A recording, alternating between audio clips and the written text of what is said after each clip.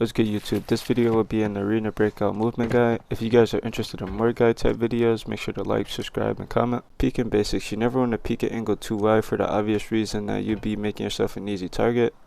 Now there's a couple ways to do this while minimizing the risk you're taking. In situations where you want to strafe peek, circular movements are a lot more effective than moving right to left. Since it's a continuous motion, it makes you harder to hit.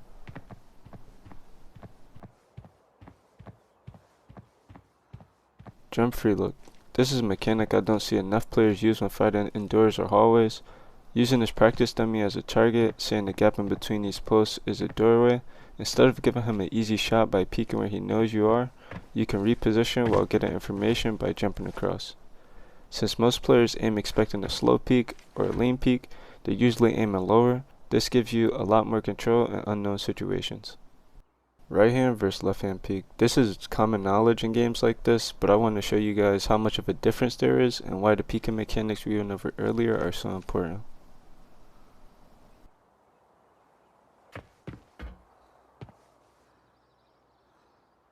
Jiggle peeking. This peek is when you want to get information and you plan on taking shots at the same time.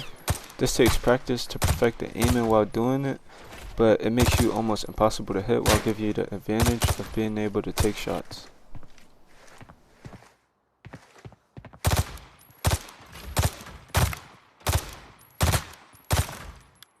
Jump shot. And peeker's advantage makes this the most useful mechanic in close quarter combat. Using this in combination with jump peeking and jiggle peeking makes you basically unpredictable. You do want to pay attention to your weapon stats since some weapons have poor hipfire stability, which lowers your accuracy. For an example, let's say there's an enemy on the other side of this box. Instead of slow peeking around the corner where your enemy 100% has his crosshair ready, jumping out and shooting comes in handy since players aren't expecting someone to jump across the screen, and it makes you harder to hit.